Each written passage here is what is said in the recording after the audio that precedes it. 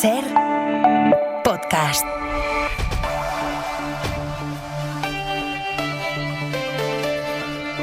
La historia de la amnistía es un poco la de Dumbo. Es la historia de una ley denostada, ridiculizada por todos, hasta que esos mismos que la rechazaban descubren su potencial, descubren porque se pueden beneficiar de él. Es el caso del gobierno, que a juzgar por la reacción de hoy parece que lleve toda la vida, defendiendo con convicción esta norma. Siempre dijimos desde el gobierno lo que hoy afirma rotunda y literalmente el Tribunal Europeo. La amnistía es un instrumento adecuado para apaciguar un conflicto político o social.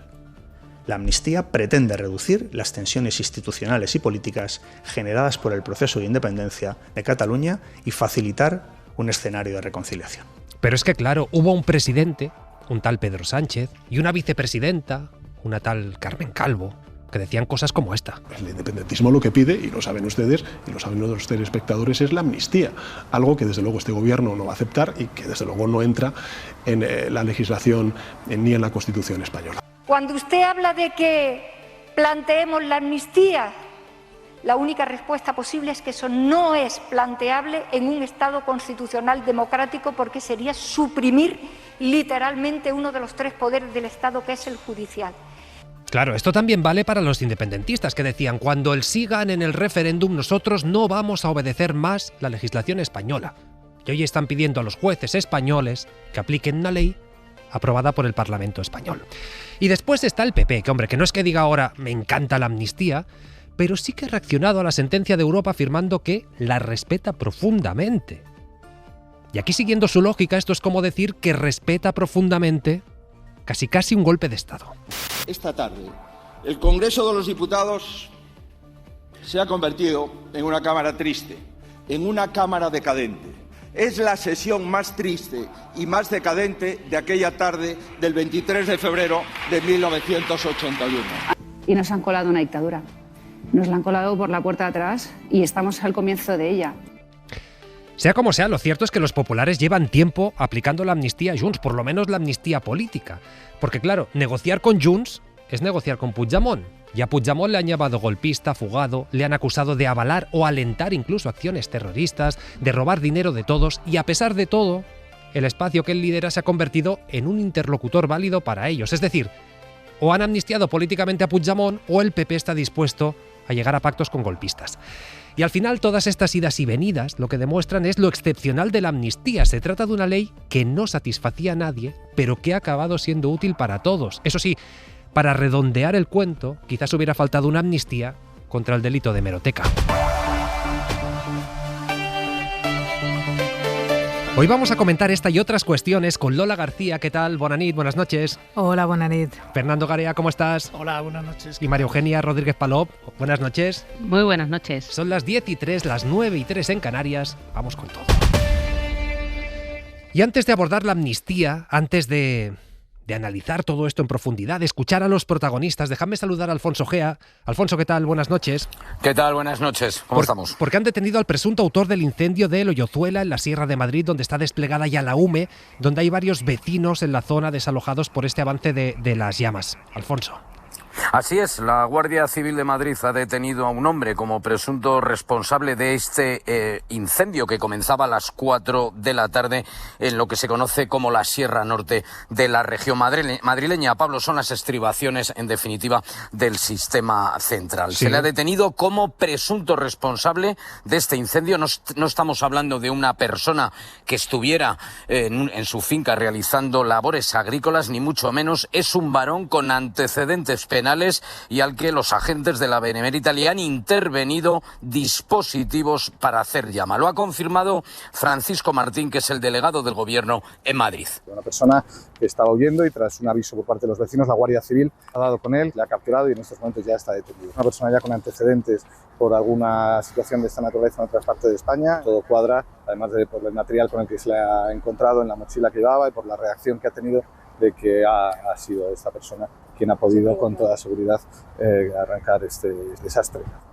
Ya se encuentra esta persona en el cuartelillo, en los calabozos de la Guardia Civil de la zona. Ha llegado la noche, los medios aéreos ya se están retirando y ahora es el momento de ataque por tierra. Se está perimetrando todo el incendio para así poder controlarlo en las próximas horas. Vertebral, tú lo decías, va a ser la entrada en escena de la unidad militar de emergencia que ha trasladado hasta aquí maquinaria pesada para abrir pasillos sin masa verde que actúen como una parada de las llamas, como un obstáculo para que las llamas avancen. Seguimos en situación de alerta 2, ha bajado algo la fuerza del viento y los niveles de humedad con la llegada de la noche se están incrementando con rapidez. Va a ser una noche, una madrugada decisiva para contener este incendio forestal. Pues lo vamos a seguir, Alfonso G. A cualquier novedad ya lo sabes. Venga, hasta luego. Hasta ahora. También vamos a estar pendientes de Cinco Villas en Zaragoza porque el incendio sigue avanzando. Ha quemado ya, atención, 7.600 hectáreas. De hecho, acaban de desalojar el pueblo de Petilla y ahora mismo hay 6 carreteras cortadas en la zona. Ana Martínez, última hora, buenas noches. Buenas noches. La comunidad vecina de Navarra ha desalojado este municipio y así llevan 6, porque eran 5 los de Cinco Villas que se desalojaban durante estos 2 días. Además, varios municipios del norte están también en preaviso.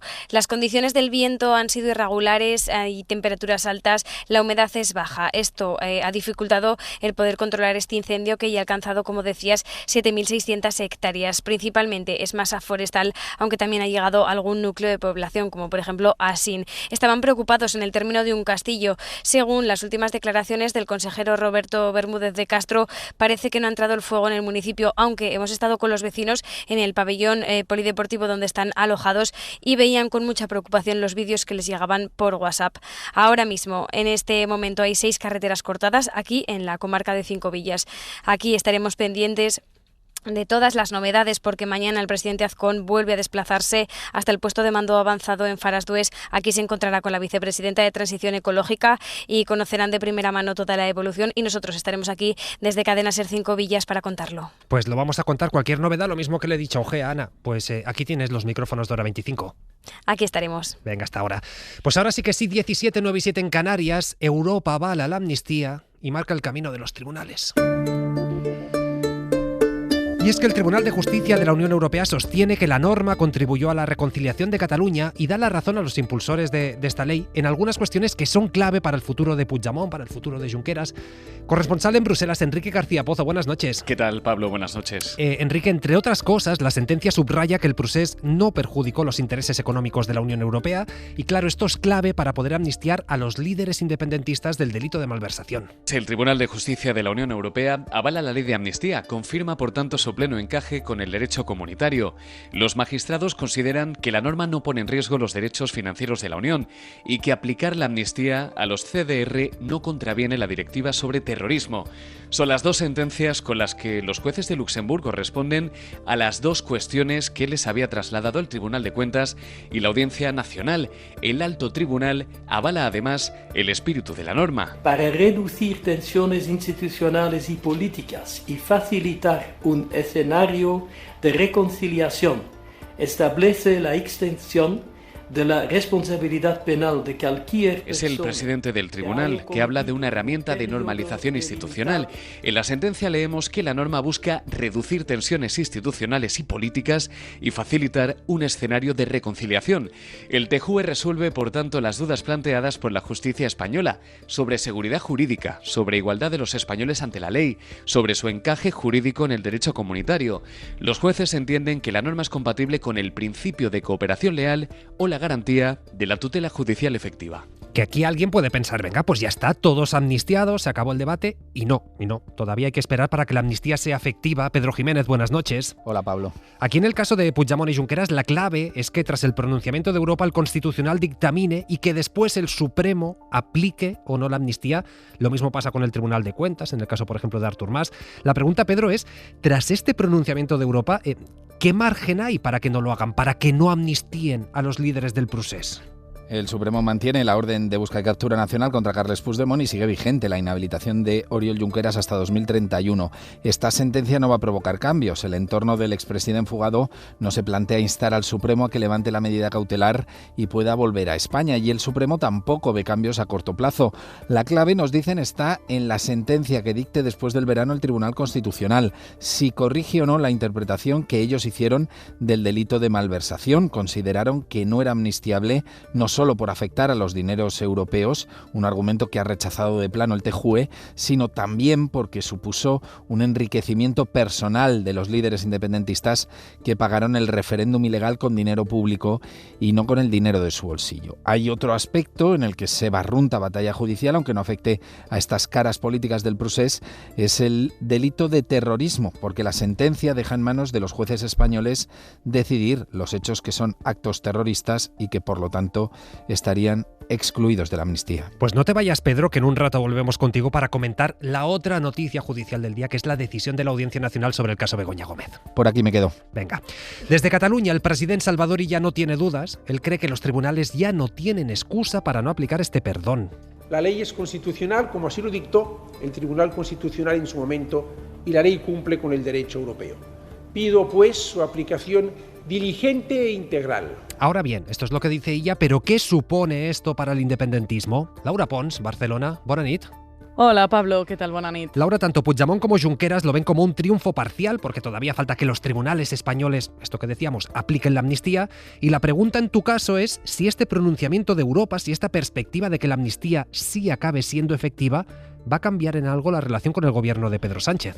Sí, tanto Junts como Esquerra señalan los tribunales españoles y urgen la aplicación de la ley de amnistía. Ya no hay excusas, dice Oriol Junqueras. Si no aplicas la ley, estás prevaricando, añade Jordi Turull. Ja no hi ha excuses. La llei s'ha d'aplicar. És a dir, quan tu saps que has d'aplicar una norma i no l'apliques, estàs prevaricant. A la pregunta que planteabas, Pablo, sobre si la sentencia del TJUE puede cambiar la relación con el gobierno, decirte que de entrada no. De hecho, preguntado precisamente por esto, esta mañana, en rueda de prensa, el número 2 de Junts, Jordi Turull, decía que la relación con el gobierno no va a cambiar mientras el PSOE no cumpla. Mentre no compleixin amb tot el que ens deuen, que és molta cosa, nosaltres no podem refer la relació amb algú que no tenen. No podemos rehacer relaciones, no nos fiamos del PSOE, decía Jordi Turull. Lo que hace Junts es coger distancia, consciente de que el calendario electoral aprieta. El año que viene se celebran municipales, también generales, y las encuestas demuestran que la ultraderecha de Alianza Catalana se consolida como adversario. Por cierto, Pablo, que el gran ausente hoy ha sido Carles Puigdemont. Hemos hablado mucho de él y de su vuelta.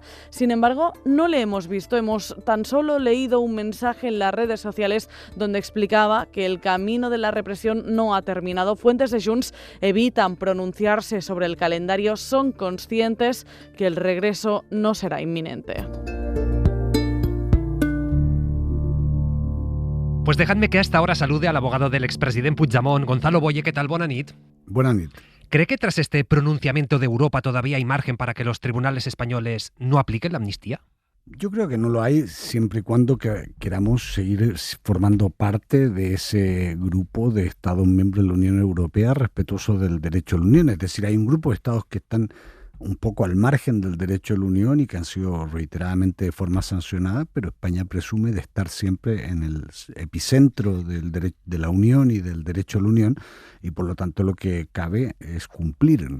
O sea, sería sorprendente que se haya acudido al TJUE buscando una explicación y que no nos guste la explicación, entonces no la cumplimos. Yo creo que eso en principio no debería ser así. ¿No teme, por ejemplo, que el Supremo pueda plantear nuevas cuestiones prejudiciales, que esto demore todavía más la aplicación? A ver, el Tribunal de Justicia tiene unos criterios muy claros y muy estrictos a la hora de la admisibilidad de las cuestiones prejudiciales. Y un primer criterio es si algo no afecta al derecho de la Unión. De hecho, en la sentencia de hoy hay 3 preguntas que las inadmite por no tener relación alguna con el derecho de la Unión. El otro criterio es que el acto sea claro, es decir, que hay una norma clara. Y el tercer criterio es que el acto esté aclarado.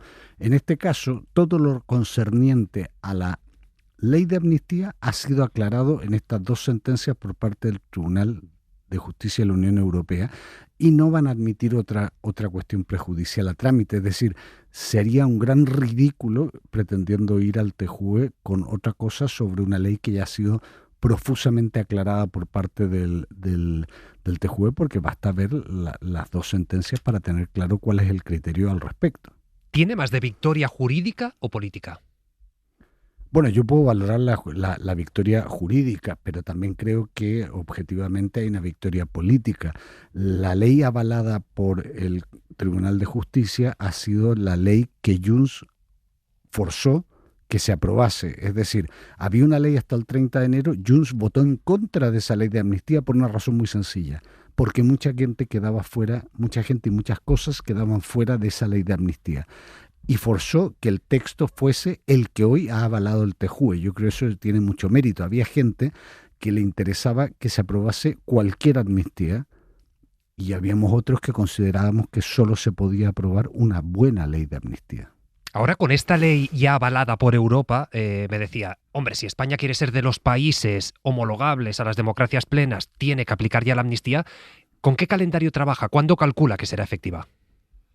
Bueno, yo creo que es un criterio de interpretación obligatorio que es efectivo desde hoy mismo y por lo tanto el reloj para el Tribunal Supremo ya ha empezado a correr y el reloj para el Tribunal Constitucional viene corriendo hace casi 2 años, ¿no? Si es tan fuerte el amparo que da el pronunciamiento de hoy de Europa, ¿hay que esperar un retorno inmediato del expresidente Puigdemont a España? Lo que hay que esperar es inmediatamente que exista un pronunciamiento por parte de la justicia española, bien a nivel del Tribunal Constitucional, bien a nivel del Tribunal Supremo, aplicando la ley de amnistía, como dice el TJUE que tiene que ser, a todas las conductas que están incluidas, a todos los delitos que están incluidos dentro del ámbito objetivo de la ley, lo cual incluye todas las del artículo 1 y 2, ¿no? ¿Cómo describiría? El 1 porque el 2 son las excepciones, ¿perdón? No, le iba a preguntar cómo describiría, no obstante, su estado de ánimo hoy. Me dice, no va a volver, interpreto de su respuesta, hasta que se pronuncien los tribunales, pero ¿cómo le ha visto hoy? ¿Cuál sería su estado de ánimo? Hombre, el presidente estaba muy contento. Yo he hablado varias veces a lo largo del día con él, desde primera hora de la mañana. Está contento, él entiende que esto es un éxito, tanto desde la perspectiva jurídica como del proyecto político el que él representa y que él dirige. Es decir, las dos cosas se han combinado en este caso en una única resolución. Sí que hay gente que dice, hombre, me ha sorprendido, siendo esta victoria tan contundente, no haberlo visto hoy. ¿Esto tiene algo de decisión jurídica de su propia estrategia o política? No, hoy era el día del TJUE y por lo tanto el protagonismo ha sido el TJUE, el protagonista ha sido el TJUE y han habido una explicación política y una explicación jurídica que la estamos dando a lo largo de todo el día y el presidente, entre otras cosas, estaba de vacaciones porque, claro, ahora toca mucho trabajo por delante, ¿no? ¿Qué trabajo? ¿Qué viene ahora? Mucho trabajo político, yo creo que se va a ver en las próximas semanas y meses y por lo tanto es lógico que él comparta unos días de vacaciones con su familia. Es decir, plantea volver y que la agenda aquí sea intensa, interpreto. Yo supongo que es así, todavía no he hablado con él al respecto, hoy hemos hablado del TJUE. Pues Gonzalo Boye, abogado precisamente del expresidente Puigdemont, gracias por estar esta noche en Hora 25. Gracias a ustedes, buena nit. Buena nit. Pues Lola, voy a empezar contigo el análisis. Luego escucharemos las reacciones del gobierno central, escucharemos al Partido Popular, escucharemos a Cuca Gamarra, que estará en directo en Hora 25. Pero por ir situando el análisis, ¿qué cambia políticamente este pronunciamiento de Europa? Políticamente, ¿eh? Sí. Porque jurídicamente, a ver, yo no soy experta en temas jurídicos, me parece que el Tribunal de Justicia de la Unión Europea no sustituye al Constitucional ni al Supremo, pero es verdad que no esperábamos que esa sentencia fuera tan explícita a la hora de hacer una valoración de los principios que inspiran la ley y avalarlos de manera tan clara, ¿no? Políticamente yo creo que es una victoria para el gobierno y para el independentismo, al menos para los acuerdos que dieron lugar a esta ley. Esto de las victorias políticas siempre son relativas, es decir, el independentismo puede considerarlo una victoria y Junts lo considera así, pero también es cierto que al final, pues como tú decías en la introducción, el independentismo ahora tiene que recurrir a los tribunales españoles, ¿no? Para conseguir que se aplique una ley de amnistía, y se ha pasado prácticamente 2 años, más de 2 años persiguiéndola, ¿no? Y, bueno, si contamos los anteriores y los indultos, lleva bastantes años intentando revertir los efectos de lo que hizo en 2017, o sea que es una victoria relativa, ¿no? Pero efectivamente sí que había un pulso político entre aquellos que consideraban que esta ley era inconstitucional, porque una cosa es estar en desacuerdo político con la ley. Yo entiendo que las críticas se pueden hacer desde el punto de vista de decir, bueno, pues lo que se hizo se puede considerar pues que tiene que tener un castigo duro, un castigo ejemplar, un castigo importante, como se quiera considerar. Políticamente eso es legítimo. Otra cosa es decir, con la manera taxativa en que se dijo, pues que era inconstitucional, que era poco menos que avalar un golpe de Estado, que prácticamente se cargaba la Constitución y el Estado de Derecho. Todas esas cosas se dijeron en su momento. Y eso es lo que ahora queda desarticulado, yo creo. Hay una frase de la sentencia que dice: los Estados son libres de fijar las condiciones de una amnistía en aras al interés general. Me parece que es clarísimo, no da lugar a demasiadas interpretaciones, ¿no? Fernando. Bueno, yo creo que hay que empezar por decir, en la línea de lo que decía Lola, que evidentemente es un respaldo al gobierno. Yo creo que hoy ha sido un balón de oxígeno importante. Yo creo que es indudable que Pedro Sánchez asumió un riesgo, ha asumido un desgaste que ha tenido en este tiempo por esta ley, y ya tuvo primero el aval quizá más importante del Tribunal Constitucional cuando dijo que la norma era constitucional, y ahora que dice que es coherente con las normas europeas. Por tanto, yo creo que ese éxito es indudable y hay que decirlo en primer lugar. A partir de ahí, yo sí creo que era un tema controvertido y que no es cuestionable el que haya gente que pensara. De hecho, había muchos juristas no marcados políticamente precisamente que consideraban que no era constitucional. Ya no vale de nada sostenerlo, porque efectivamente el asunto ha sido zanjado por quien lo tiene que zanjar. Sí que puede haber quien mantenga la opinión de que no era moralmente sostenible o no era éticamente sostenible, o incluso cuestionar algunos de los puntos de esta decisión del TJUE muy contundente, como esta, por ejemplo, que ha citado Lola, de que se defendía el interés general. Yo creo que esto es algo discutible. Ya no vale de nada discutirlo, pero creo que es discutible si era el interés general. ¿No crees que ha cambiado la situación en Cataluña? Bueno, esto nos abre un debate bastante largo que no sé si... Bueno, primero, me ha gustado cómo has empezado con esto de esta especie de esguince cerebral y argumental de muchos a propósito de la ley de amnistía. Por una parte, el gobierno y el propio Pedro Sánchez, que decían que imposible, que amnistía no, porque era inconstitucional. También él defendía que era inconstitucional, hasta que llegó el momento en el que tuvo que hacer de la necesidad virtud, y entonces consideró que era necesaria esa ley y la hizo y la negoció, entre otras cosas, con el abogado de Puigdemont, que acabamos de escuchar al abogado. Y ahora el PP está haciendo su propia virtud de su necesidad, que es la de dar vuelta a aquellas hipérboles, que en esto tiene razón Lola también, las hipérboles que utilizaba contra la ley, si iba a acabar el mundo, y ahora está pasando página. ¿Por qué? Por lo mismo, por lo que cambió Pedro Sánchez, por los posibles votos de Junts en el Congreso de los Diputados. Yo tengo duda de que eso se refiera al interés general. Tengo dudas. Y siguiente cuestión, que también es una manera, es algo, digamos, que no es mensurable y por tanto es discutible. ¿Esta ley de amnistía ha hecho que acabe el independentismo? Yo creo que sí, pero tengo algunas dudas porque soy incapaz de sostenerlo en cosas concretas. No, el independentismo no ha acabado. Bueno, ha acabado, perdona, lo he dicho muy mal, lo he dicho muy mal. Lo ha reducido a una minoría. Perdona, pero es que por ejemplo, las últimas encuestas, la corrección. Las últimas encuestas dicen que hay más independentismo que antes. Bien, es decir, claro. Otra cosa es que no sea sumable, pero a verlo, haylo. Esto es bien. Hay, pero digamos desarticulado y en condiciones más difíciles para hacer lo que hicieron en el 17. ¿Lo dejamos ahí?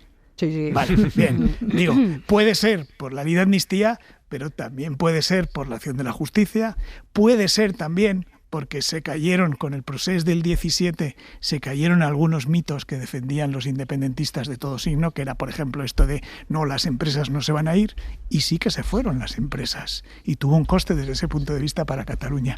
O decían, no, la Unión Europea nos va a reconocer si somos... Es que claro, hay cosas que ahora suenan un poco grotescas. La Unión Europea nos va a reconocer y no hay que esperar en la fila a que nos reconozcan como Estado, porque decían sino que la ciudadanía tenía ya la condición. La comunidad internacional nos iba a reconocer. Esto se cayó porque no tenía ningún sentido, y los propios independentistas, creo que de todo signo, son conscientes de que aquello estaba basado en unos palitos que en cuanto llega un poco de fuerza se caían y se rompían, porque no tenía mucho sentido todos esos argumentos. Por tanto, yo creo que el hecho de que el independentismo esté en la situación en la que está ahora no es solo consecuencia de la ley de amnistía, sino probablemente de otros factores, incluyendo estos de los que estoy diciendo. Y vuelvo al inicio.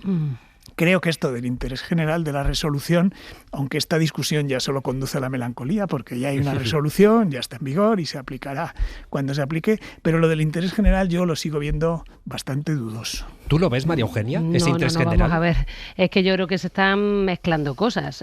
Una cuestión es que en un determinado momento a ciertos partidos políticos les interese un acuerdo con Junts y entonces estén dispuestos a decir A y no A.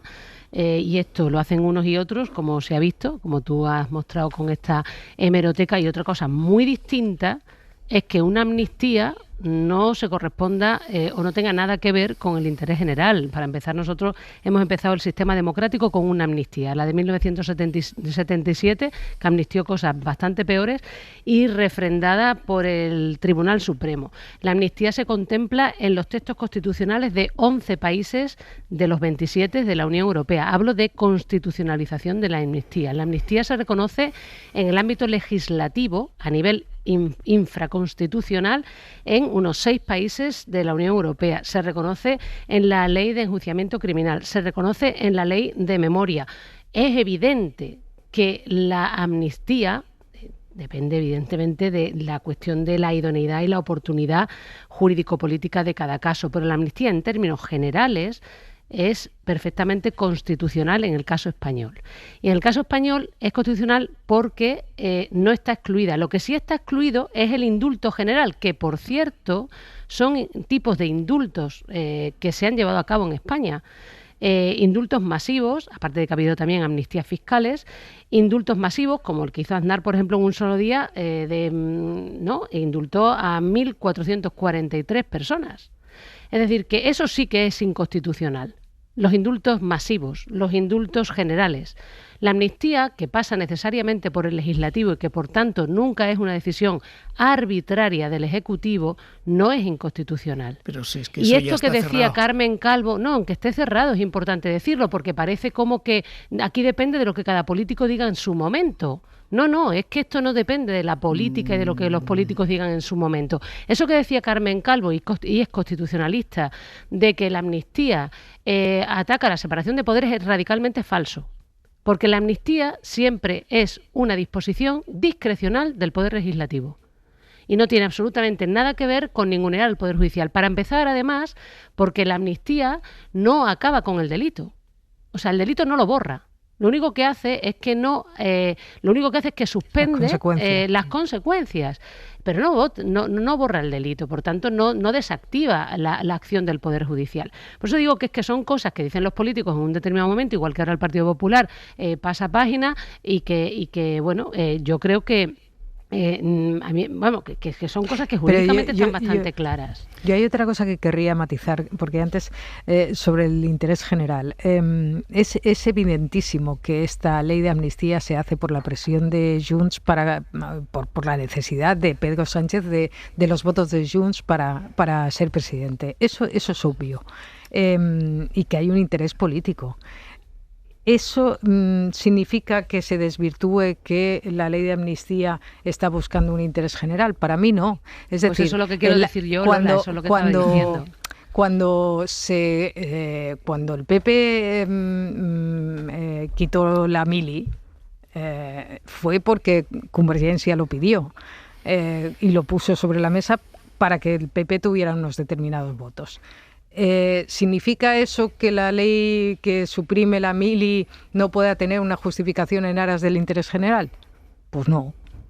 Es que no entiendo. Claro, es que si no la contradicción. La parte jurídica de la parte política y si no lo distinguimos y empezamos a hacer análisis donde se mezclan las dos cosas, nos vamos a liar, porque hemos empezado con Pablo indicándonos las contradicciones del propio Pedro Sánchez y podemos seguir en un suma y sigue, pero yo creo que desde el punto de vista jurídico constitucional hay cosas que están bastante claras y es importante también que la ciudadanía entienda que, aun habiendo relación entre la parte jurídica y la parte política, como no puede ser de otra manera, sí hay una distinción conceptual, de enfoque, de lógica, y que hay cosas que son constitucionales y cosas que son inconstitucionales. Y en este sentido, el Tribunal Constitucional, ya lo ha dicho también Fernando, ¿no? Evidentemente ya ha puesto el punto y final, y también es cierto que puede ser que sea absurdo ponerse a debatirlo, pero no es absurdo en la medida en que conviene, y al menos a mí como jurista sí me importa, conviene que se distingan ambos ámbitos, ¿no? Donde, por ejemplo, no se han distinguido cosas, a mí me parece que han sido justamente las prejudiciales.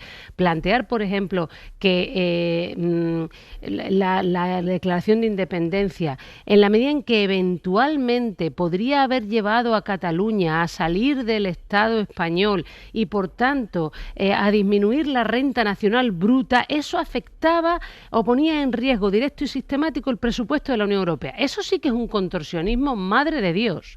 Como decir, por ejemplo, que el hecho de que tú has desviado fondos públicos para convocar un referéndum, de ahí se deduce un enriquecimiento personal porque no has pagado el referéndum de tu bolsillo. ¿Pero de dónde ha salido eso?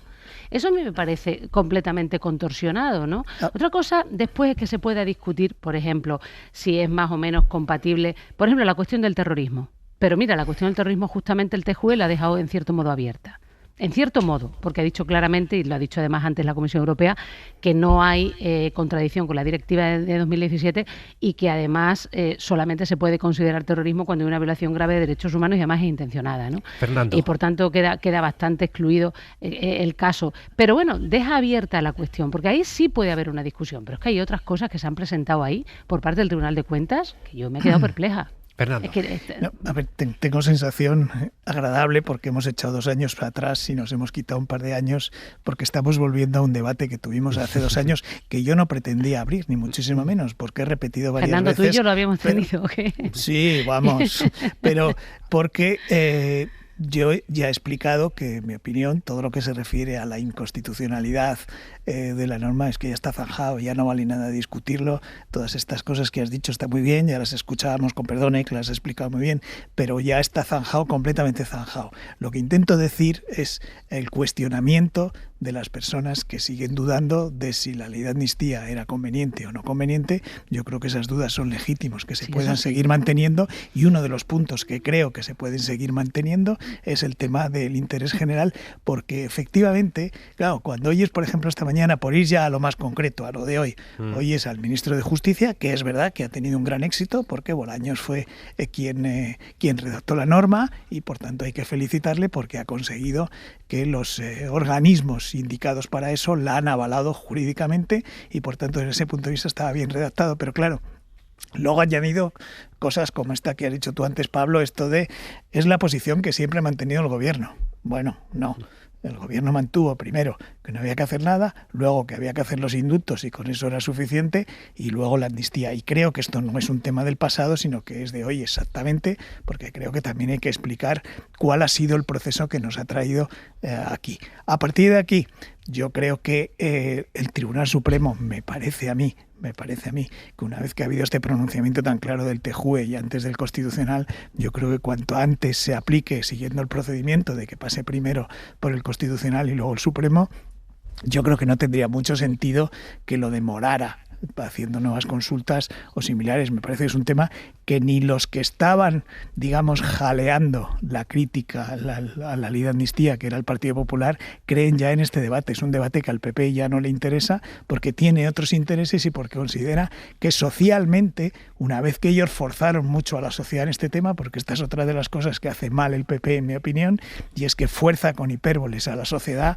a llevar una situación que luego, cuando no pasan, parece que todo ha ido bien, pero no, ha tenido unos efectos, desde luego no los que anuncia el Partido Popular. Por ejemplo, ahora que hablamos de casos de corrupción, cuando el Partido Popular pretende, y esto es una simplificación mía, cuando pretende meter en la cárcel a Pedro Sánchez, está cometiendo un error gravísimo, porque hay otros escándalos que sí son graves para el gobierno, pero no se ha llegado a lo que ellos están anunciando cada día. En el tema de la amnistía, hiperventilación diaria no claro, no es algo pues, positivo. Bueno, pues el PP respecto a la ley de amnistía ha abandonado eso. Quedan algunos residuos, con perdón por la palabra, Cayetana, Álvarez de Toledo, queda Aznar también. Bueno, que, claro, ha sido reveladora. Hasta Aznar ha matizado, porque Aznar hablaba de golpe de Estado. Claro. Él hablaba siempre de golpe de Estado y hoy ha hablado de sediciosos. Por eso digo que hasta el Por PP fin se ha leído la sentencia del Supremo. Hasta el PP ha abandonado ya este tema. Pues me estáis citando al Partido Popular, hacemos una cosa. Nos paramos en el análisis a la vuelta. Cuca Gamarra, vicesecretaria del PP, en Hora 25. El ministro Bolaños afirma que la amnistía ha sido un éxito rotundo, que ha devuelto la normalidad a Cataluña, y a partir de aquí, Joan Jimeno, buenas noches. Hola Pablo, buenas noches. A partir de aquí lo que piden los tribunales españoles es que no se demoren más y que apliquen ya la medida de gracia. Lo primero que espera el gobierno es que este fallo acelere la aplicación total de la amnistía a los líderes políticos del procés, como Carles Puigdemont, que sigue en busca y captura, o Oriol Junqueras, que continúa inhabilitado. El ministro de Justicia, Félix Bolaños, mandaba este mensaje al Tribunal Supremo en una declaración institucional. El horizonte queda ya despejado para la plena aplicación de la ley. Solo se habrá cumplido plenamente la ley, tal y como la aprobaron las Cortes Generales, cuando se aplique también a los líderes políticos que impulsaron el proceso independentista. Y sería positivo para todos que esta etapa se recorriera lo antes posible. La Moncloa le da especial valor al hecho de que la justicia europea interprete la amnistía como un instrumento adecuado para reducir tensiones institucionales y políticas y también para facilitar un escenario de reconciliación con Cataluña. El Ejecutivo no solo ve un aval jurídico a la ley, sino también un respaldo político a la estrategia desplegada por Pedro Sánchez para pasar página del procés, y más tras la campaña antiamnistía desplegada por el Partido Popular. Somos conscientes que la ley de amnistía no contó con el apoyo unánime de los partidos políticos representados en el Congreso. Pero tengo la convicción de que una vez vistos sus efectos, hoy nadie, ni sus críticos más acérrimos, querría renunciar a sus frutos. Por eso me atrevo, humildemente, a calificarla de logro colectivo. Confían en el Ejecutivo en que esta decisión del Tribunal de Justicia Europeo sirva para volver a encauzar la relación con Junts y allanar un acercamiento en plena tramitación de los presupuestos en el Congreso de los Diputados. Esto en cuanto al gobierno. Después tenemos al Partido Popular. Adriana Jordán, buenas noches. Hola, buenas noches. Los populares quitan hierro a este pronunciamiento de Europa, dicen que lo respetan, pero también subrayan que a la ley todavía le queda recorrido en los tribunales y mantienen sus críticas a Sánchez por haberla aprobado. El PP había puesto muchas esperanzas en Europa, fue parte de su ofensiva contra la amnistía, pero esas esperanzas se fueron reduciendo en el partido ya en noviembre con las conclusiones del abogado general del TJUE, y ahora tras la sentencia en el PP miran al Supremo. En la formación creen que todavía queda recorrido y que el gobierno peca de triunfalista, pero al margen de lo judicial, en el Partido Popular prefieren poner en la diana al presidente del gobierno, centrarse en la corrupción. El líder del PP, Núñez Feijóo, ha lanzado hace tan solo unos minutos desde Las Palmas este reproche político. El pronunciamiento del Tribunal de la Unión Europea no convierte en verdad las mentiras de Sánchez. Dijo a todos los españoles que nunca haría nada así, que nunca aprobaría una ley de amnistía. Lo que era una mentira antes sigue siendo una mentira ahora. Y la legislatura se ha construido sobre una gran mentira. Un reproche político que extienden también hacia el independentismo por haber generado, dicen, en Cataluña un retraso de una década. Y en esto están sacando pecho los populares. Están defendiendo su proyecto político en el territorio catalán como un nuevo tiempo. Y todo esto en línea con esa agenda de reencuentro que empezó Feijóo hace unas semanas. 10:42, 9:42 en Canarias. Cuca Gamarra, ¿qué tal? Buenas noches. Hola, buenas noches, Pablo. Cuca Gamarra, vicesecretaria del Partido Popular. ¿Ustedes estaban convencidos de que la justicia europea iba a tumbar la amnistía? ¿Cómo explica la resolución que hemos conocido hoy? Pues mire, yo creo que sé que es poco habitual en estos momentos políticos que estamos viviendo que desde las formaciones políticas se respeten las resoluciones judiciales, ¿no? Está mucho más de moda no respetarlas e incluso pasarse el día insultando a los jueces, ¿no? Pero eso, el Partido Popular evidentemente es un partido democrático, muy demócrata, y además pues hoy lo que hacemos es respetar la resolución del Tribunal de Justicia de la Unión Europea, ¿no? Y dicho esto, yo creo que también hay otras cuestiones sobre las que hablar, ¿no? Esta es una sentencia que escuchaba ahora el señor Bolaños y en ningún caso ha abordado, porque no es su papel, lo que es la oportunidad política de la misma. Y todos los españoles sabemos que esta ley de amnistía la aprobó Pedro Sánchez no por la convivencia, sino por la conveniencia. Tras perder las elecciones necesitaba 7 votos y este es el instrumento que utilizó para garantizarse una investidura, ni más ni menos. Pero no es eso la democracia. ¿No? La gran mentira esta es la gran mentira que está detrás de esta ley de amnistía, que era inconstitucional y no se iba a llevar a cabo hasta la noche electoral del 23 de julio, ¿no? Que se necesitaban los votos y, por tanto, pues se impulsó única y exclusivamente por eso, ni más ni menos, ¿no? Pero fíjese, me dice, respetamos profundamente esta sentencia. ¿Ustedes compararon la amnistía, esta ley, con el intento de golpe de Estado, el 23F? Ayuso hablaba de golpe, es decir, ¿están diciendo que respetan profundamente una sentencia que avala un golpe de Estado, que dice que es legítimo? Mire usted, la sentencia del Tribunal Europeo, lo único en lo que incide es sobre 2 cuestiones que se le han planteado en relación al derecho europeo, a si lo vulnera o no lo vulnera. Y lo que entiende el Tribunal de Justicia, y por tanto nosotros asumimos, es que en esos 2 aspectos no se vulnera. A partir de ahí, lo que tienen que hacer son los tribunales españoles, el Tribunal Supremo, el Tribunal Constitucional, el Tribunal de Garantías, tienen cuestiones pendientes que tendrán que resolver. Y este es el momento en el que debemos también respetarlos a ellos y debemos permitir que desarrollen su trabajo, ¿no? Y también, pues, asumir aquellos pronunciamientos que adopten en relación a los siguientes pasos de la aplicación de esta ley, que corresponde a los tribunales aplicarlos. Esto no evita que hablemos del plano político, del por qué se aprobó esa ley. Y evidentemente el plano jurídico sobre el que se ha pronunciado el TJUE nada tiene que ver con el plano político de por qué se aprobó esta ley en España. Y esta ley, que hasta para el propio Pedro Sánchez era inconstitucional y no se iba a producir durante toda la campaña electoral, cuando le daba la palabra a los españoles, o la pasada legislatura, pasó a convertirse en una realidad porque necesitaba unos votos que le permitieran permanecer en el poder, ni más ni menos. Y eso, evidentemente, es un elemento que está ahí, que nadie puede negar y que nadie puede borrar, ¿no?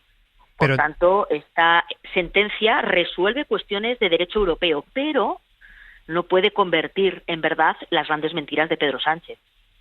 Pero también dice la sentencia, por ejemplo, que contribuyó a la reconciliación y ustedes lo que criticaban no era solo el cambio de criterio o la mentira, llámenle como quieran, de Pedro Sánchez, sino la ley en sí. En el fondo decían que el Estado de Derecho había saltado por los aires y ahora el Constitucional dice, no, oiga, esto cabe en la Constitución, y Europa dice, no, oiga, esto cabe en Europa. ¿Jurídicamente nos han equivocado? Mire usted, pero es que políticamente esta ley solo se impulsa porque Pedro Sánchez necesita una serie de votos por su conveniencia para permanecer en el poder, y es más, solo ha servido para su permanencia en el poder porque no ha dado ni estabilidad a España. No tenemos presupuestos, no hay capacidad de aprobar leyes, esta semana no ha salido adelante el techo de gasto, pero Pedro Sánchez, gracias a esta ley, porque nadie ha negado, ni los propios independentistas, que este fue el precio que ellos establecieron para un apoyo de investidura.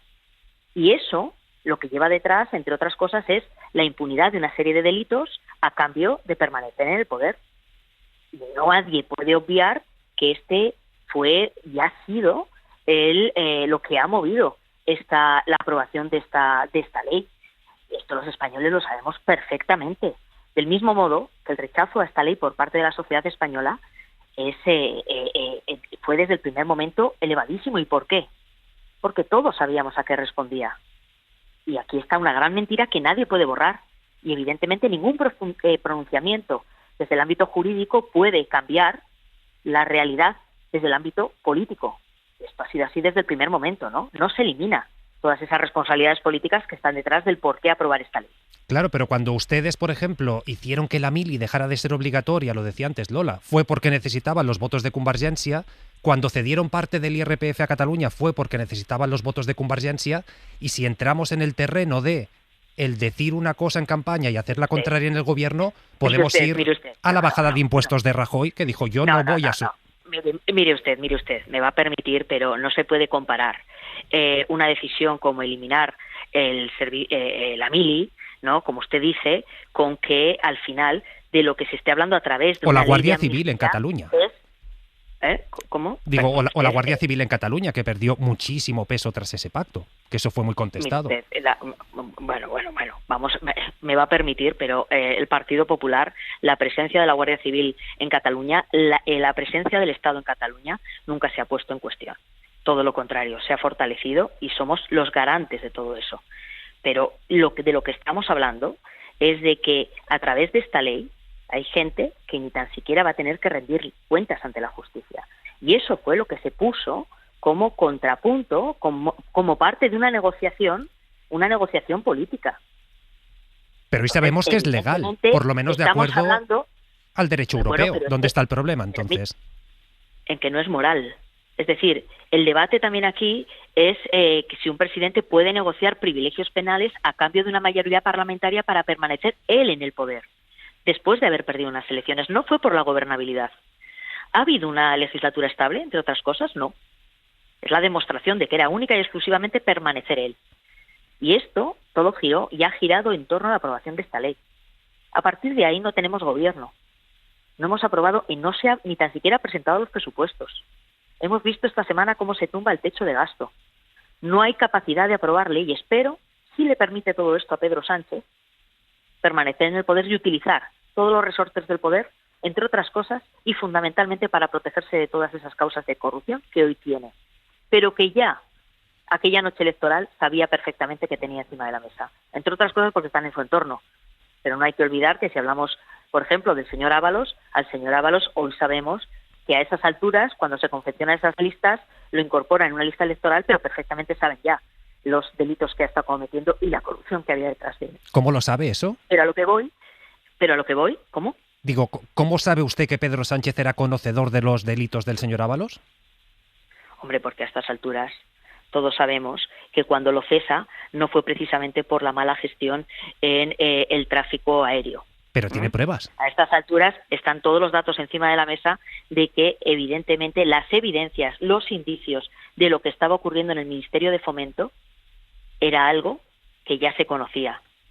Y ahí están las investigaciones periodísticas de muchos de sus compañeros que confirman lo que yo estoy diciendo y trasladando, que cuando cesa el presidente Sánchez al señor Ábalos, no lo cesa porque quiere llevar a cabo una reestructuración del gobierno, sino porque además de una reestructuración de gobierno, quiere que salga del gobierno.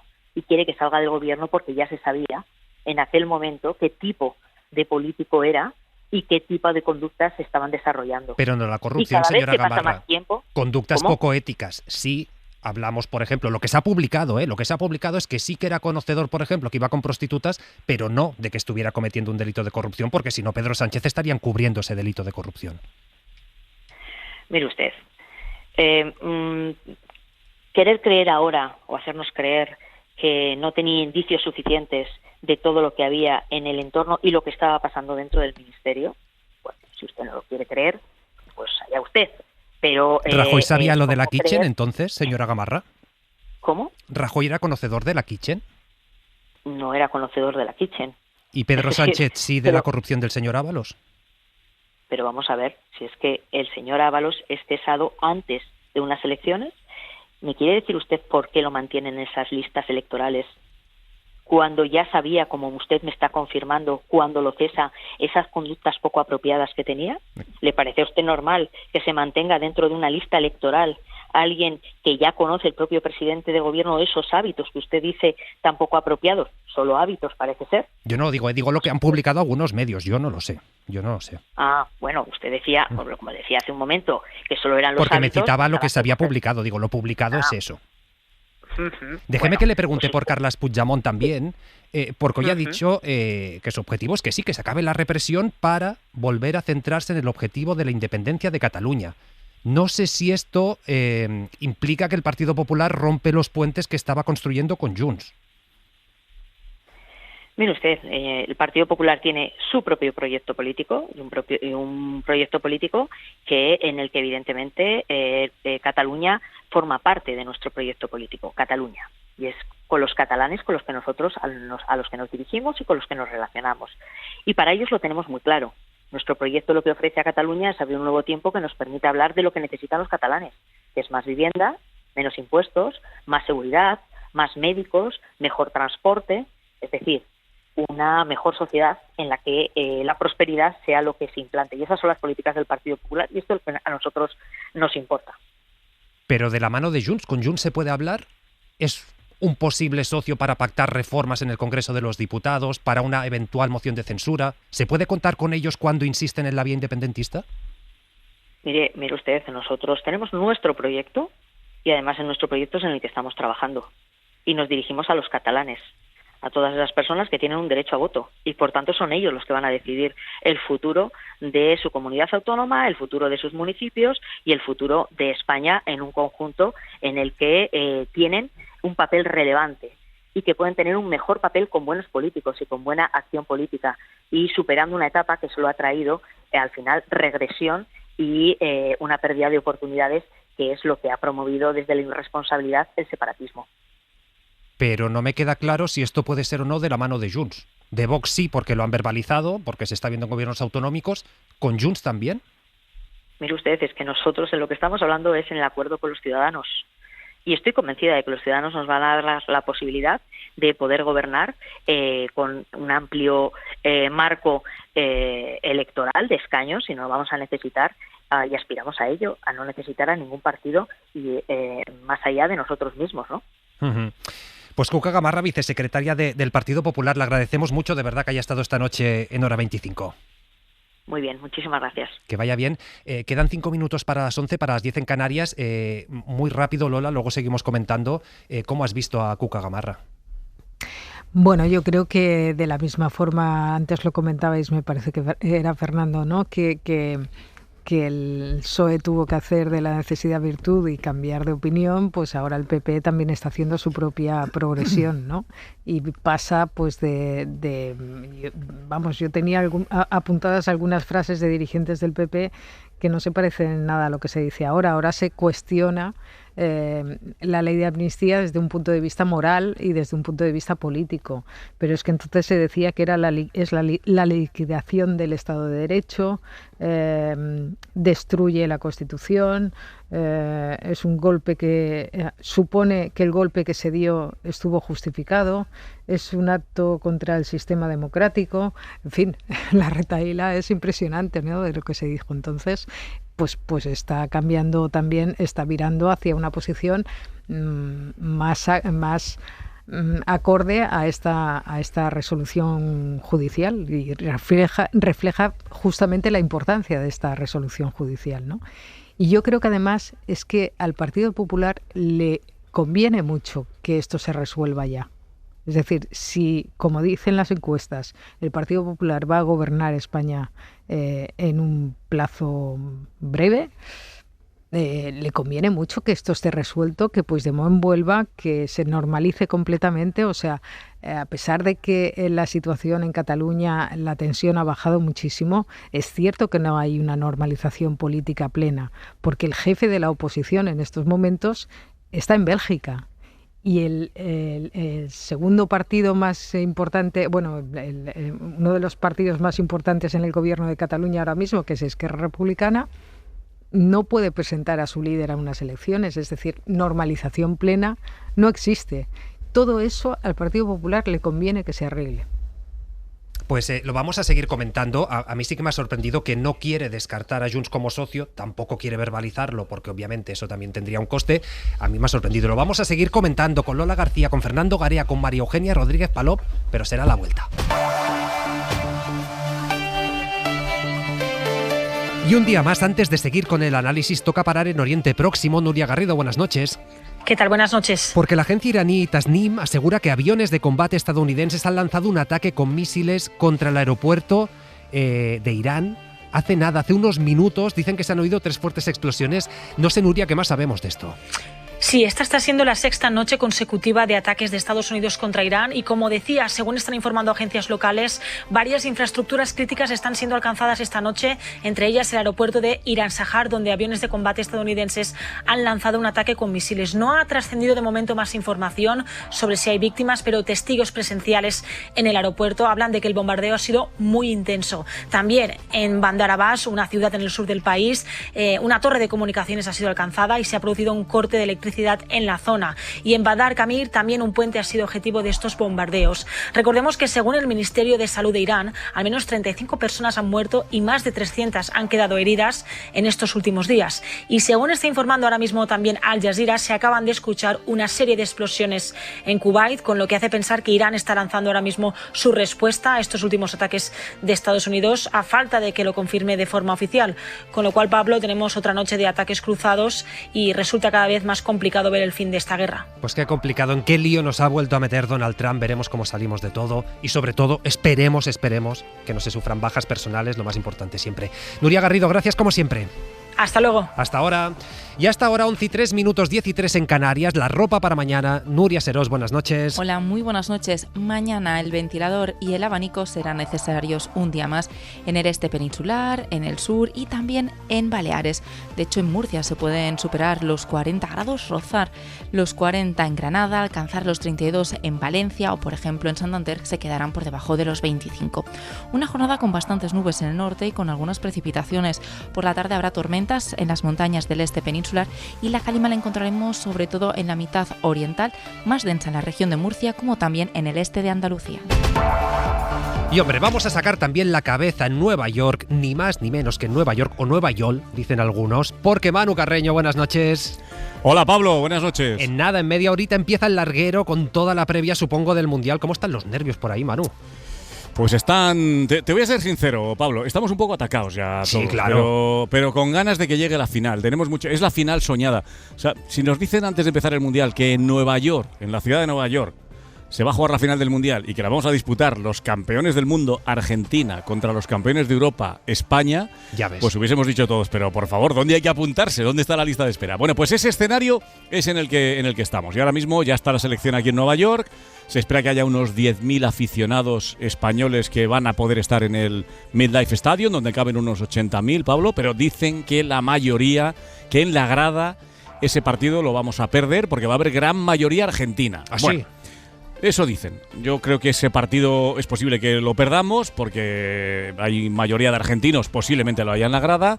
Seguramente el partido del relato y la literatura y todo lo que enrede y rodee al partido en la previa, seguramente también lo vayan a ganar los argentinos, pero luego aquí, cuando eche a rodar la pelotita el domingo a las 9 de la noche, hora peninsular, pues a partir de ahí es cuando empieza de verdad la final. Hay también mucha expectación con quién va a ser el árbitro.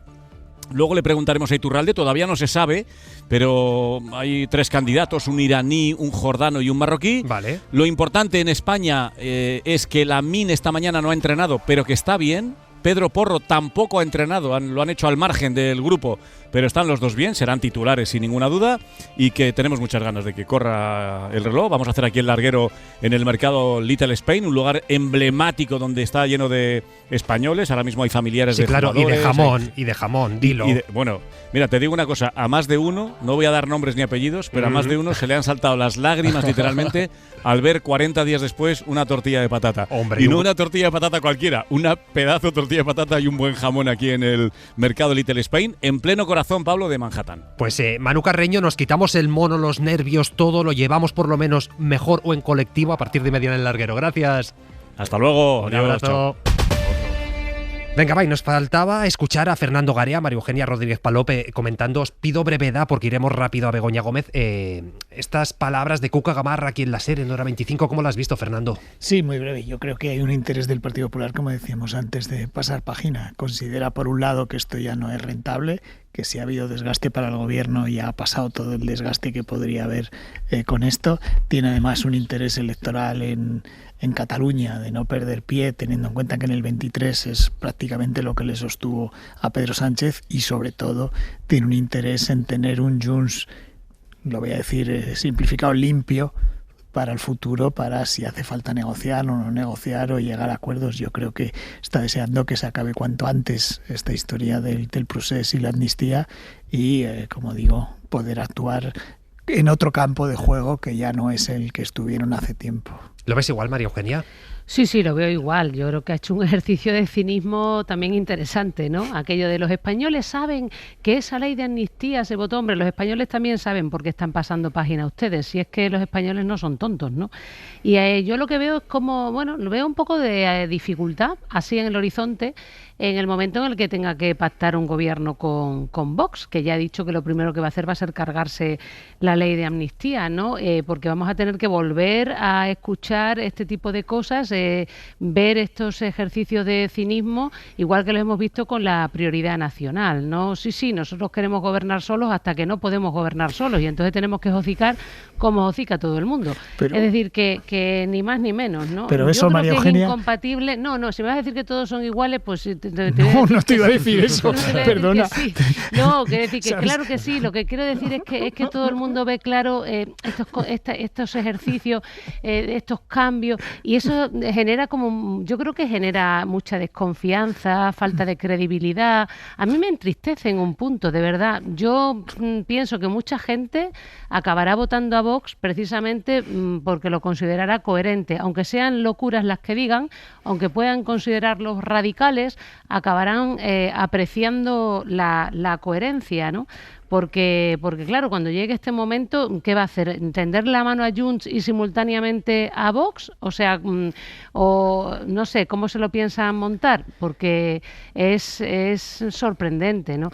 Lo que pasa es que yo insisto, hago una valoración genérica. Yo creo que un mínimo de coherencia hay que mantener, un mínimo, sabiendo que también hay que negociar y que hay que ser un poco beberiano, ¿no? Ni ética de la responsabilidad, ni ética de la convicción, ni ser principialistas, ni ser oportunistas, ¿no? Hay que situarse en un punto medio, pero es que un punto medio no es este, ¿no? Porque Lola lo ha dicho muy bien, lo sabemos. Yo he estado en un debate en el Pleno de Estrasburgo que pusieron en pie tanto Vox como el Partido Popular sobre la ley de amnistía, y ahí se dijeron auténticas barbaridades. Venga, que va, han Fernando. quedado ahí en la hemeroteca. María Eugenia, fíjate si te equivocas, que lo que iba a hacer era apelar a tu sabiduría jurídica y te iba a preguntar... Yo te amo, Fernando, qué bonito.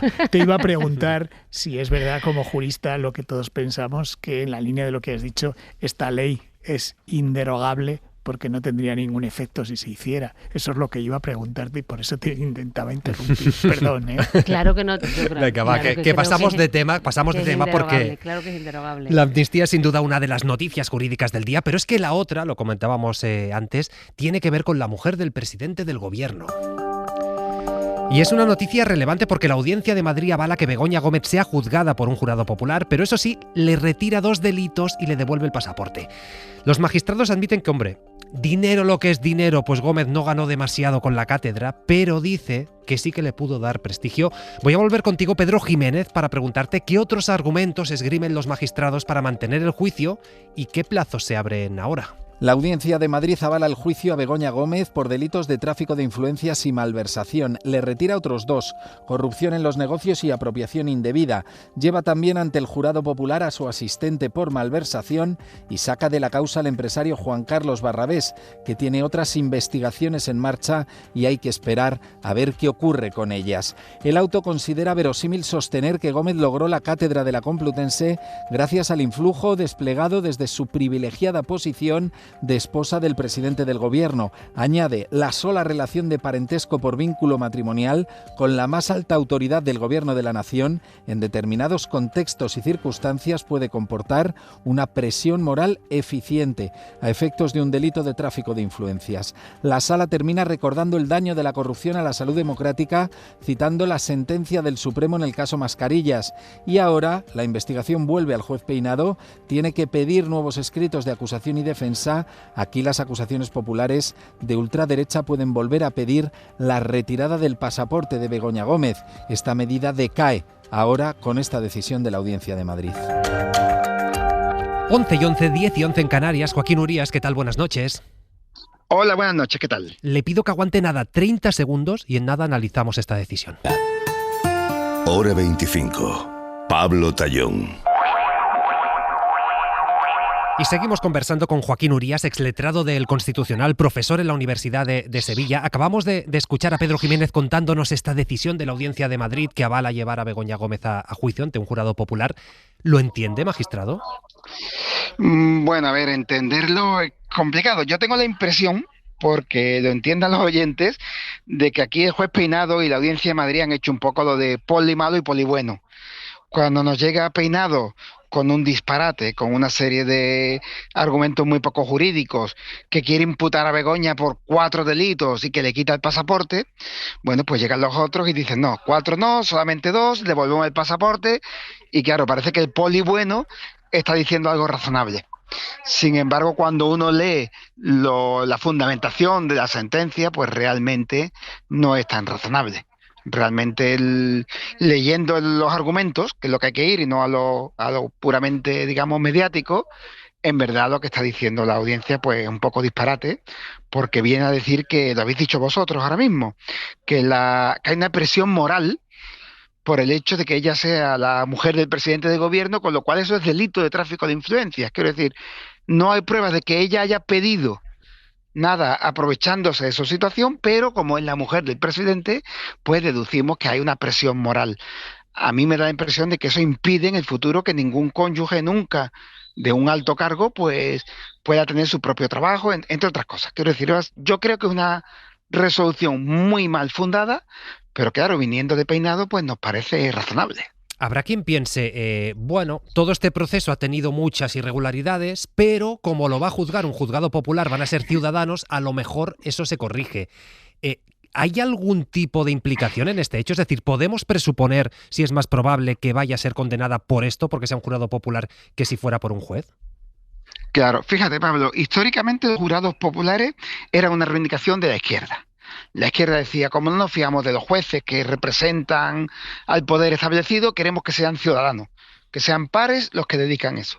Claro, eso era antes de que existieran las redes sociales, de que existieran los prejuicios y de la situación, digamos, de polarización que vivimos en España actual. Hombre, yo tengo la impresión de que es muy difícil elegir a un grupo de personas con la suficiente neutralidad para que examinen las pruebas del caso contra Begoña Gómez y con independencia de su ideología política decidan si hay pruebas suficientes o no. Mi impresión es que en estos momentos un jurado popular, bueno, pues si creen que Pedro Sánchez es un sinvergüenza y que Begoña es una aprovechada, van a decir que les da la impresión de que se ha cometido el delito, y en cambio si están a favor de Pedro Sánchez y les parece una persona muy, muy proba y una persona fiable, van a decir que no se ha cometido. Tengo la impresión de que en estos casos el jurado popular puede hacer más daño que bien. Déjeme que le pregunte también por la amnistía, que precisamente le íbamos a llamar para la amnistía, porque después de este aval de la justicia europea, no sé si usted ve margen para que el Tribunal Supremo, el Tribunal de Cuentas, la Audiencia Nacional, no aplique esta ley del perdón. ¿Se quedan con margen o no? A ver, esto me cuesta decirlo, como jurista. Fíjate, Pablo, yo creo que en principio la Audiencia Nacional y el Tribunal de Cuentas no tienen margen porque ellos han presentado una duda prejudicial. Ellos le han preguntado al Tribunal Europeo, una vez que el Tribunal le ha respondido, se quedan sin margen, tienen que aplicarla.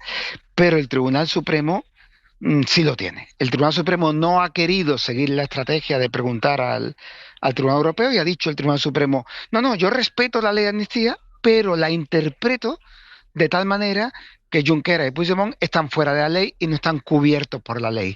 Y ese margen lo tendrá que corregir eventualmente el Tribunal Constitucional. Pero con la sentencia de hoy no se aclara la situación de Puigdemont y de Junqueras, porque en ese caso el Tribunal Supremo no ha dicho que pone en duda la ley, sino que la ha interpretado de manera contraria a lo que el legislador quería que dijera la ley. ¿Y cuánto tiempo puede durar este proceso? Es decir, el camino final de la amnistía, ¿hasta dónde puede llegar? Bueno, pues ahora lo que hace falta ya, una vez que sabemos que la ley es constitucional y que hoy se va a aplicar a partir de mañana tanto a los CDR como a los altos cargos que estaban acusados, para el caso de Puigdemont y Junqueras hay que esperar a que el Tribunal Constitucional resuelva el recurso de amparo en el que ellos decían que era irrazonable la forma en la que el Supremo había interpretado la ley de amnistía. Una vez que lo resuelva el Tribunal Constitucional, que yo creo que eso puede suceder en septiembre, octubre, tendrá que volver el asunto al Tribunal Supremo y tendremos que ver cómo obedece, cómo acata o no acata el Tribunal Supremo lo que devenga del Constitucional, con lo cual yo creo que nos pondremos, para una solución final, nos pondremos a final de año.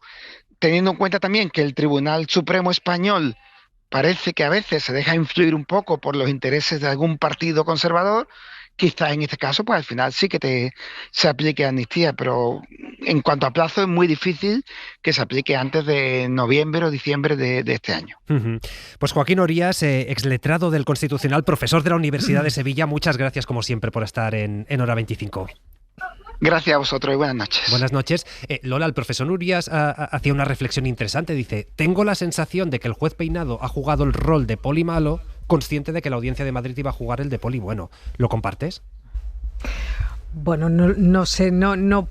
A mí sí que me parece que la instrucción del juez Peinado es muy discutible, pero no podría decir lo mismo sobre la Audiencia Provincial. Hasta ahora la Audiencia Provincial lo que ha hecho es corregir algunas de las, para mí, barbaridades que ha cometido el juez Peinado. Por tanto, hay que darle el beneficio de la duda.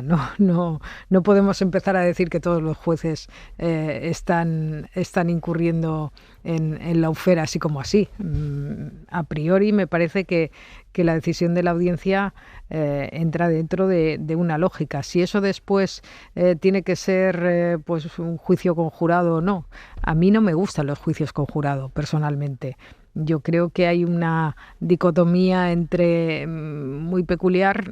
Insisto que no conozco los temas jurídicos, pero a mí como ciudadana me parece muy extraño que los jueces nos expliquen tantos tecnicismos, ¿no? Cuando se refieren pues a las resoluciones que adoptan, ¿no? Son siempre con muchos tecnicismos, muchos consideran que eso es una ciencia, que hay que estudiarla, y después resulta que hay cosas que quedan en manos de jurados que, como sí que ha comentado el señor Urías, pues claro, hoy en día vivimos en un mundo hiperconectado. Es muy difícil encontrar a gente que no tenga ningún prejuicio ya formado sobre casos tan mediáticos y tan conocidos, ¿no? Pero bueno, si la audiencia ha considerado que eso es lo que tiene que ocurrir, pues ya lo veremos. Demostrar un tráfico de influencias no es algo sencillo. Lo hemos visto en el caso del hermano del presidente, que finalmente la acusación de tráfico de influencias decayó. En este caso, pues tampoco va a ser fácil de demostrar. Pero es curioso cómo al juez Peinado se le ha enmendado la plana varias veces, en este caso, y hay quejas en el Consejo del Poder Judicial por otros casos, y no le pasa absolutamente nada. No sé, yo si en mi trabajo sucesivamente se me tuvieran que enmendar las cosas, ¿no? Y no sé, cualquiera de nosotros en nuestros ámbitos particulares constantemente te tuvieran que estar enmendando cosas y eso además tuviera unas consecuencias sobre la vida de otras personas, pues hombre, no sé, llegaría un momento en que alguien se plantearía si tienes que estar ahí, ¿no? De hecho, hay una cifra al respecto, la dio el ministro Bolaños. O como mínimo darte un toque de atención. Él dijo, Fernando, el Consejo General del Poder Judicial recibe unas 15.000 quejas al año, de las cuales solo el 0,19% menos, incluso, acaban en sanción. Bueno, porque tiene muy tasada la línea que marca la actuación jurisdiccional de la disciplinaria. se considera, y esto no lo estoy justificando, estoy explicando, que cualquier cosa que pueda ser decisión, digamos, del juez independiente en su despacho sobre un tema concreto, el Consejo no tiene que entrar, y solo hay algún motivo, creo recordar, hablo de memoria, cuando no se motivan resoluciones, por ejemplo, que es la vía que se ha intentado, pero no se ha conseguido, y además hay una mayoría en el Consejo como consecuencia del pacto entre el PSOE y el PP que digamos que tampoco favorece el que se sea muy atrevido a la hora de poner este tipo de sanciones. Yo, respecto a este tema, yo siempre he creído que en el tema de Begoña Gómez no había caso penal. Si acaso, discutible, algo ético o, digamos, de una cierta incompatibilidad sobre sus actividades, pero en todo caso no penal, que es de lo que hablamos. Leyendo la resolución de la audiencia, me reafirmo más en esa posición. Yo creo que no la hay. Es verdad que mi porcentaje de éxito es pésimo, porque también en el caso del hermano de Sánchez, pensaba que no había nada y mira, ha habido condena. También creo, y creo que esto... Puede seguir creyéndolo, lo estaba utilizando una cierta ironía. Sigo pensando también, en la línea de lo que apuntaba Lola, que la actuación de Peinado creo que no es que sea discutible, es que en muchas cosas es un horror. Desde cuando quiso ir a por el ministro de Justicia, Félix Bolaños, con una exposición razonada que probablemente sea la peor que ha llegado en la historia del Tribunal Supremo, yo creo que es una muestra de todo eso. Ahora bien, creo que tenemos que reflexionar que tenemos un problema igual más grave del que pensamos, o los que consideren que hay lawfare. Yo no tengo pruebas de que hay lawfare, pero pongo sobre la mesa el que tenemos un problema. A ver, claro, hoy me he puesto a echar cuentas y en los 3 casos que habitualmente se atribuye, o por lo menos el gobierno atribuye esta intencionalidad política, ergo lawfare, que son el de la mujer de Pedro Sánchez, el hermano de Pedro Sánchez y el fiscal general del Estado. Si te pones a calcular, entre los 3 casos, en los distintos momentos del procedimiento, han participado y avalado que siguieran los procedimientos adelante, a mí me salen unos 30 jueces aproximadamente. O sea, y bastante lawfare, quieres decir. Claro. Quiero decir que hoy han sido 5 de la Audiencia Provincial, una sección en pleno que ha decidido que sea la sección quien decida sobre esto. Fíjate, los del Supremo cuando el fiscal general del Estado, lo del hermano, los que avalaron que hubiera vista oral, los que han dictado ahora la sentencia, la instructora, etcétera, etcétera. Yo creo que son 30. Yo creo que o son muchos los que están en lawfare, o igual es que no hay lawfare y son ellos quien toman esas decisiones. Creo que es un debate y una reflexión que tenemos que plantearnos. Y luego, respecto... voy a terminar. Respecto a uno de los asuntos que también ha planteado antes el profesor Urías, que es este del jurado, yo también he estado siempre en contra del jurado. A mí me parece que hay profesionales que son quienes lo tienen que hacer. Por eso me pareció un disparate y un error mayúsculo cuando el Partido Socialista propuso que en la ley del jurado se metieran los delitos de corrupción como los que ahora se atribuyen a Begoña Gómez. Me parece que es un disparate que cometió el Partido Socialista, que ya hubo un juicio contra Francisco Camps por jurado, por unos delitos, no digo que iguales, pero sí en la misma línea de delitos de corrupción, y los vio un jurado, le absolvió, pese a que era un tema que además estaba ya en el dominio público y había salido en muchos medios de comunicación. A mí me parece un disparate, y me parece un disparate en este caso. Ahora bien, si hay un automatismo legal de que por estos delitos hay que ir al jurado, pues habrá que ir al jurado. Y a lo mejor veremos si, ya que el Partido Socialista se queja de los jueces profesionales, vamos a ver si los jurados no profesionales no practican lawfare o no tienen esa predisposición. Pero insisto, creo que hay que subrayar que es un disparate que cometió el Partido Socialista al meterlo en la ley. Y una vez que está en la ley, hay que cumplirlo y hay que hacerlo por jurado. ¿Lo ves igual, María Eugenia? A ver, es que yo, por eso es que quería intervenir, porque es que yo lo que creo es que se están confundiendo algunas cosas.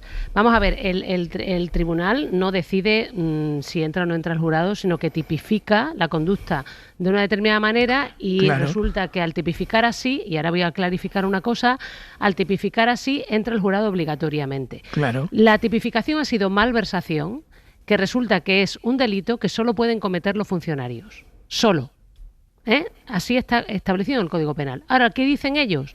Que esta señora Begoña Gómez actuó como si fuera funcionaria. Está asimilada al funcionariado. Es igual que cuando han dicho de David Sánchez, del hermano de David, se llama así, del hermano de Pedro Sánchez, que era un cooperador de la prevaricación administrativa.